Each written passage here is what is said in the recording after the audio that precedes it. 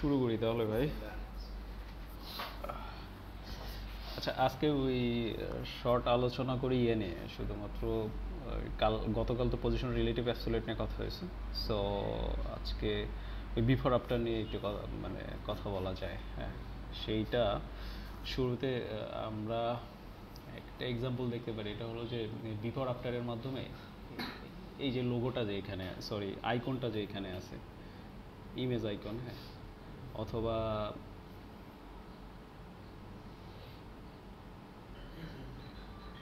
এখানে এই যে অ্যারো আইকনটা যে আছে, এইটা আমরা বিফোর আফটারের মাধ্যমে, সাপোজ উইশ লিস্টের পাশে এই অ্যারো আইকনটা দিব আফটার আফটার ইয়ে দিয়ে।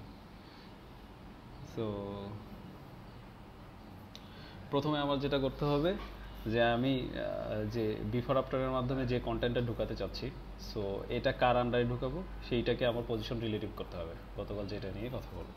তো আমি ধরলাম যে এই যে ডাব্লিউপি টুলস টেক্সট, এটা যেটা আছে এখান থেকে প্যারেন্ট থেকে ক্লাস নিয়ে এই স্প্যান ট্যাগকে, এই স্প্যান ট্যাগ না করে আমরা এই যে ডিরেক্ট এই এ ট্যাগ যে আছে এ কে পজিশন রিলেটিভ করি।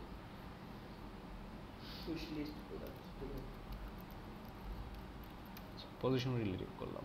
এখন আমাদের মেইন লক্ষ্য হলো যে উইশ লিস্ট টেক্সটের ডান পাশে এই অ্যারো আইকনটা আমরা নিয়ে যাব।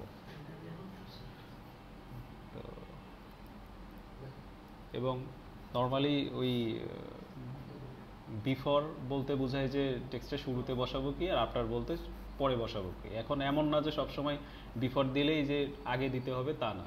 ওই পজিশন অ্যাবসুলেট করে আপনি বিফোরকেও পিছনে নিয়ে আসতে পারেন, আফটারকে সামনে নিয়ে যেতে পারেন। সো এটা কোনো মানে সমস্যা না, যে কোনোটাতেই দিতে পারেন।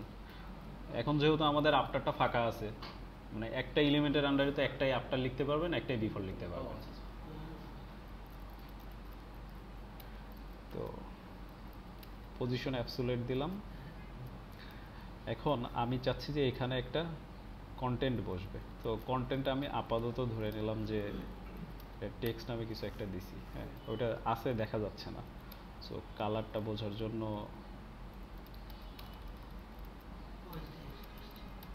রেড দিলাম, ওই যে টেক্সট লেখা আছে। এখন পজিশন অ্যাবসোলিউট দিছি।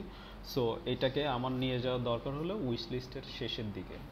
সো আমি রাইট আপাতত 0 করলাম। তো 0 করলেও হচ্ছে না, কারণ আরেকটু সরাইতে হবে। তো আমি এখানে সেক্ষেত্রে মাইনাস দিয়ে দিতে পারি।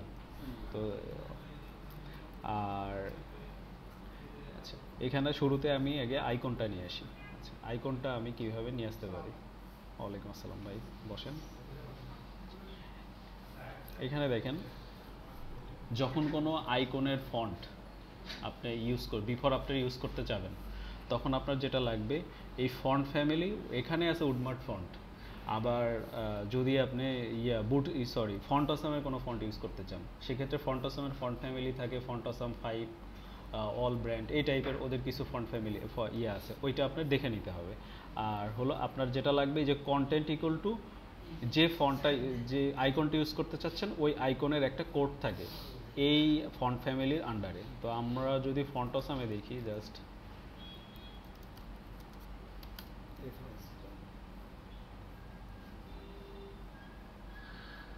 যে কোনো একটা ফন্টে গেলাম,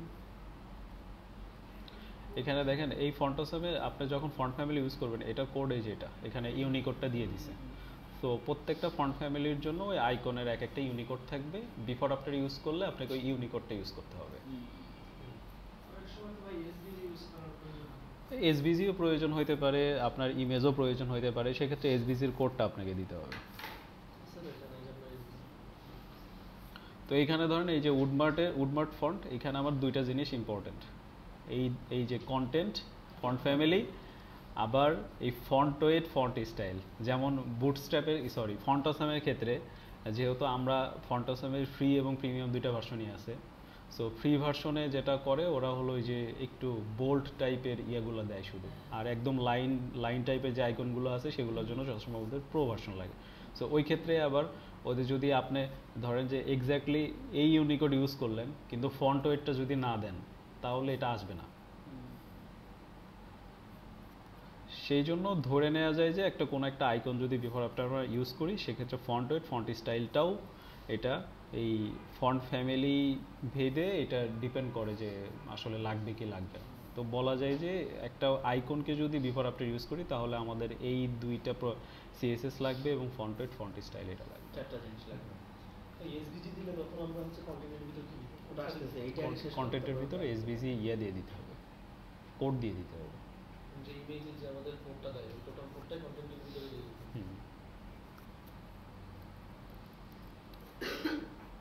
ওখানে তো মেলাগুলো ট্যাগও থাকে, ট্যাগগুলো না ওটা একটা কনভার্ট করে দেয়, ওটা এসভিজি থেকে সিএসএস ব্যাকগ্রাউন্ড ইয়া কনভার্টার টাইপের ইয়েগুলোতে দিলে ওরা কনভার্ট করে ইয়ে করে দেয়। এটা উডমার্ট ফন্ট, এর ওই ফন্ট ওয়েটটা দরকার নাই, চলে আসছে, কিন্তু ফন্ট আসাম দিলে তখন আবার ফন্ট ওয়েটটা লাগে। এই যে এখানে চলে আসছে, এখন বাদ বাকি আপনার ফন্ট সাইজটাই সব কিছু কিন্তু এখানে কাজ করবে।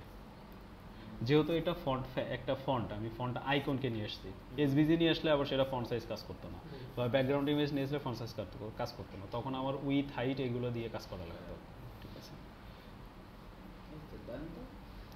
আবার এটা আসলে লেফটে নিয়ে আসতে চাইলে ধরেন যে আপনি আফটারকে যে লেফটেও নিয়ে আসতে পারবেন, সরি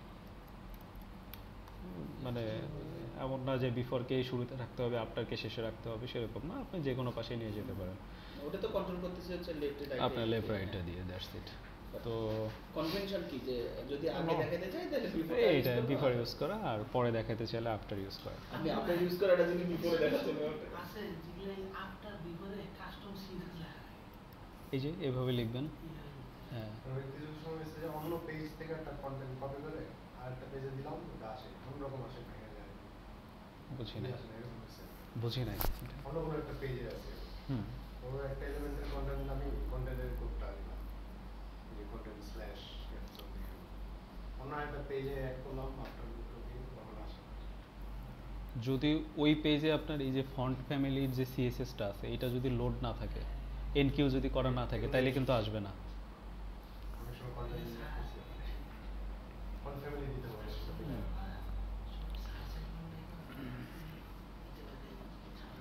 আচ্ছা, তো বিফোর আফটারে জাস্ট কন্টেন্টের ভিতরে আমরা যা দিব সেটাই কাজ করবে। ওকে, এখন ধরেন যে কন্টেন্টের ভিতরে আমরা নর্মাল একটা ইমেজ যদি আমি দিতে চাই তাহলে কীভাবে দিব? সোর্স বলে দিতে, এই যে ধরলাম যে এখানে উইশ লিস্টের জন্য যে আইকনটা আছে এটাকে আমি বিফোর আফটার দিয়ে অ্যাড করব।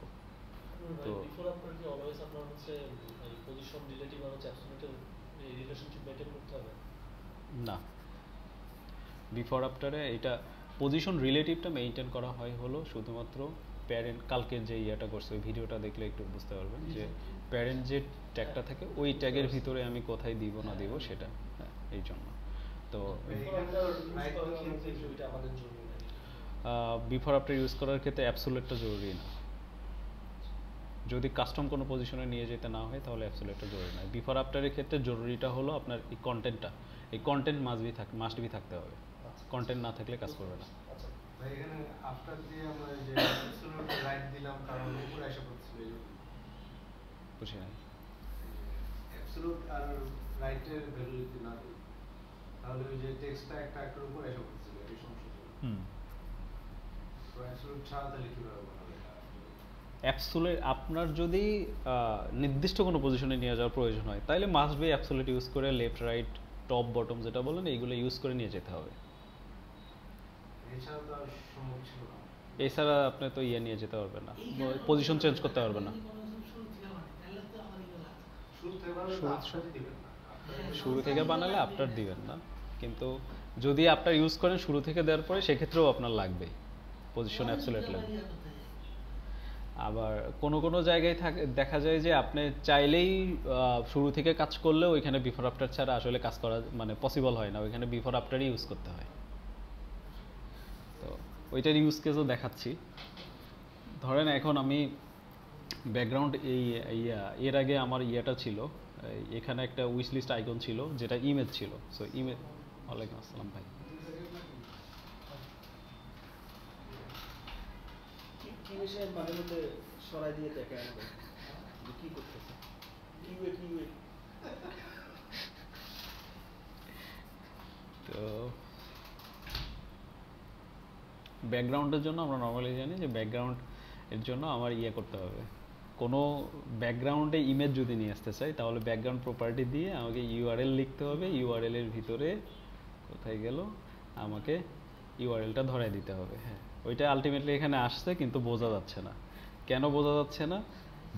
যখন আমি ব্যাকগ্রাউন্ড ইউজ করব তখন উইথ হাইট দিতে হবে, তারপর ব্যাকগ্রাউন্ডের যে কিছু সিএসএস আছে যেমন ব্যাকগ্রাউন্ড সাইজ কভার হবে না কন্টেইন হবে, এই জিনিসগুলো বলে দিতে হবে। আর যখন আমি ব্যাকগ্রাউন্ড ইউজ করতেছি তখন কন্টেন্টের ভ্যালু কিন্তু আমাকে ফাঁকা রাখতে হবে, কন্টেন্টের ভ্যালু ফাঁকা রাখতে হবে। এখন আমাকে দিতে হবে কি, এটা ব্যাকগ্রাউন্ডের উইথ ধরেন যে চলে আসছে। হ্যাঁ, এমন হতে পারে যে আপনার এই উইথ হাইট দেওয়ার পরেও এই ইমেজের সাইজ মূলত 24x24 পিক্সেল, যার কারণে 24x24 দেওয়ার পরেও ওটা পুরাটাই দেখা যাচ্ছে।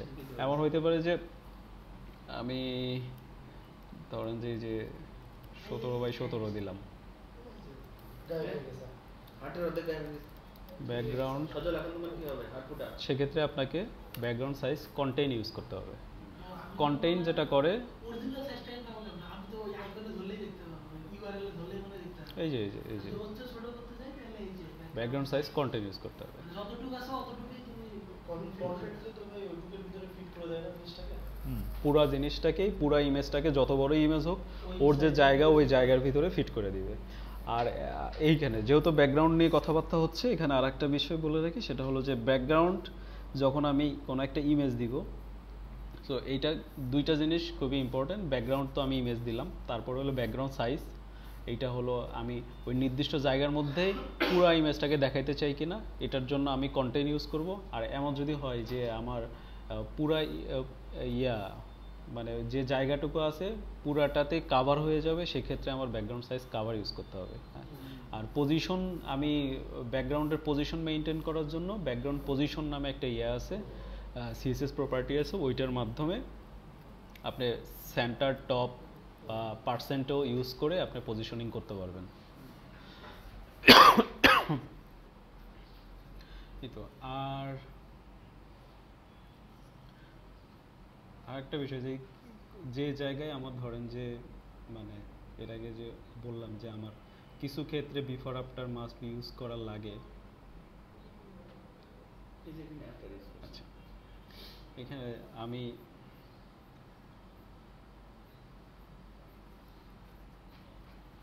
এরকম ডিজাইন এখানে নাই। এই ওপরে যে নিউজ লেটার, কন্টাকাস, এফএকিউ, এটার ভিতরে আপনার এই যে দুইটা যে বর্ডার আছে, ঠিক আছে, এই বর্ডারটা কোনো কোনো ডিজাইনের ক্ষেত্রে যেটা থাকে সেটা হলো বর্ডারের হাইটটা খুবই কম হয়।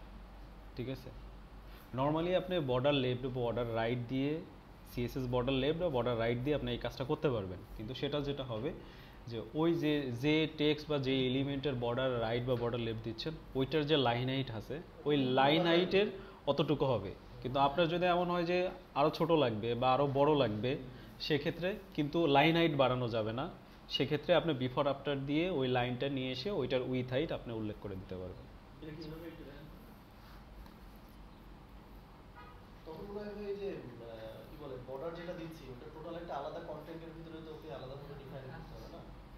মানে আমরা যখন ইমেজ ডিফাইন করলাম, আইকনটা দিলাম না, ওরকম কি হচ্ছে বর্ডারের জন্য কন্টেন্টটা ফাঁকা থাকবে, ওইখানে উইথ হবে বর্ডারের উইথটা 1 পিক্সেল, হাইট হবে হলো হ্যাঁ ব্যাকগ্রাউন্ড কালার হবে, ওই বর্ডারের কালারটা অ্যাকচুয়ালি ব্যাকগ্রাউন্ড কালার। আচ্ছা, আমি এই যে এই উইশ লিস্টের এটাতেই দেখাই, এইখানে একটা অ্যাড করেন। এখানে আমরা এতক্ষণ ইমেজ অ্যাড করছি। ঠিক আছে, এখন আমি চাচ্ছি যে লেফট সাইডে একটা বর্ডার দিব। বর্ডার, রাইট সাইডে তো একটা বর্ডার আছে, এটা কি আপনি এটা বর্ডার লেফট রাইট দিয়ে করা নর্মাল। আচ্ছা, এখন ধরেন বর্ডার মানে আমার 1 পিক্সেল উইথের একটা বর্ডার হবে, তাই আমি উইথ দিব 1 পিক্সেল। আমার হাইট ধরেন 10 পিক্সেল লাগবে। ঠিক আছে, ব্যাকগ্রাউন্ড কিন্তু ইমেজ দেই নাই, এখন আমাকে ব্যাকগ্রাউন্ড দিতে হবে হলো কালার, মানে বর্ডারের কালার। এই যে চলে আসছে, দেখতে পাচ্ছেন কি? এইভাবে হলো আপনার বিফোর আফটার দিয়ে আপনি বর্ডারটা এইভাবে মেনটেন করতে পারেন। ওটার পজিশনও তো কন্ট্রোল করা যায়। সবই করতে পারবেন। নিচে যাচ্ছে। হ্যাঁ, ওইটা পজিশন অ্যাবসলিউট দেওয়ার পরে আপনি তো যা ইচ্ছা তা করতে পারবেন, এই কোনো হাইটটা বাড়ালেই তো হয়ে যাবে। হ্যাঁ, হাইট বাড়ালে তো বড় হবে। এখন আপনি যদি থাকে না ডিজাইনের জন্য কখন কোন পজিশনে দরকার হবে, ওটা আপনি পজিশন দিয়ে ইয়ে করবেন, মেইনটেইন করবেন। উপরে রিলেটিভ তারপরে নিচে অ্যাবসলিউট দিয়ে আমি ডিফাইন করে ফেলতে পারবো যে আমি এই অংশটুকুর মধ্যে ওকে কোথায় আমি রেখেছি। নিয়ে যাবো। আচ্ছা আচ্ছা হ্যাঁ, এই আর আরেকটা জিনিস আছে, বিফোর আফটারে কোনো একটা এলিমেন্টকে যদি আপনি মিডলে নিয়ে আসতে চান, ঠিক আছে, মিডলে নিয়ে আসার জন্য যেটা করতে হয় বেশ কয়েকটা ওয়ে আছে। হ্যাঁ, তার মধ্যে সবচেয়ে সহজ ওয়ে হলো আপনি পজিশন রিলেটিভ আর টপ দিবেন, ধরেন যে টপ বটমে আপনি মাঝখানে নিতে চান, তাহলে টপ দিবেন 50%, 50% আর হচ্ছে ট্রান্সফর্ম দিবেন, ট্রান্সফর্ম ট্রান্সলেট, এটা কি ওপরে নিচে হইলে আমার অয়, ট্রান্সলেট অয়, এখানে যদি -50 দেন তাহলে যেটার রিলেটিভের আন্ডারে যেটা আছে ওইটার ইয়াতে সে টপ বটমে মিডলে চলে যাবে জায়গাটা। এটা শুরুতে যখন এই ট্রান্সলেটের বিষয়টা নিয়ে কাজ করতাম না, তখন যেটা করতাম সেটা হলো যে ওই লিফট 50%, তো শুরুর কথা বলতেছি, তখন হলো মার্জিন দিয়ে কাজ করতাম, মার্জিন নেগেটিভ মাইনাস। আমি তো ওই বিষয়টা হলো যে একটা বাটনের হাইট আমি জানি, সো ওই হাইটের মার্জিন টপ দিলে কত হবে, মার্জিন বটম দিলে কত আমি নির্দিষ্ট করি। এই যে আপনার আরেক ব্যাপারটি আসলে কন্টেন্টের মাঝখানে একটা ডিপ নিয়ে বলবেন যে ওই যদি মার্জিন অটো করে দেওয়া যায়, মানে এটা যদি এক্সেস যদি অটো করে দেওয়া যায়, এটা সেন্টারে চলে যাবে। হ্যাঁ, ওয়াই যদি অটো করে দেওয়া যায়। Margin left right auto. আচ্ছা, আর আরেকটা জিনিস সেটা হলো যে গুগল ক্রোমে যদি আমরা কাজ করি তাহলে এই ধরেন এই যে আমি একটা এলিমেন্টের উপর কার্সর রাখছি, এখানে দুইটা কালার দেখাচ্ছে, তিনটা কালার দেখাচ্ছে, একটা ব্লু টাইপের কালার, এটা হলো মেইন কন্টেন্ট, সবুজ যে কালারটা দেখাচ্ছে গ্রিন কালারটা হলো প্যাডিং, আর ইয়েলো কালারটা হলো মার্জিন। এই জিনিসটা সবাই একটু খেয়াল রাখবো। আর যখন আমি বক্সের মনে হয় এই কালারটা দেয়া থাকে। এই যে ইয়া কালারটা, এই যে বেগুনি কালারটা, বেগুনি কালারটা ফ্লেক্সের এই জায়গাটা ফাঁকা আছে, এটা বোঝাচ্ছে। আমি বলতেছি যে এটা স্ক্রল করেন সবাই Flex এর উপর তুলে নিচেও আছে, হ্যাঁ, এই যে এই যে এই এখানে। দেওয়া আছে ট্রেন্ডিং এ হলো সবুজ কালার। এই তো আজকে তাহলে এতটুকুই রাখি।